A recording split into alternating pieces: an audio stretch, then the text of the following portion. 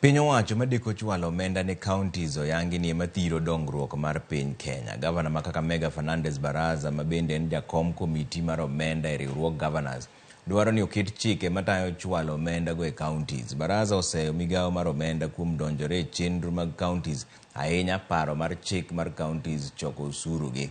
Magi oyangi e romo mar riwruog jogo kwan e kaonti ma Mombasa, kama nojiwo piny owacho oluw weche pok omenda ahinya to e sekta mar pur kod thieth.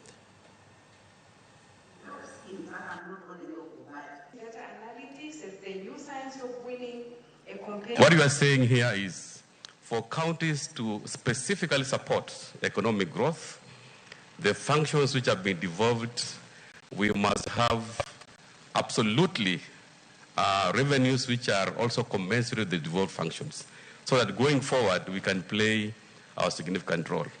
And then number two, the national parliament must also come up with specific laws that will make it easier for counties to access the money. Otherwise, it will just be a talk show, and I don't think whether counties are properly recognized.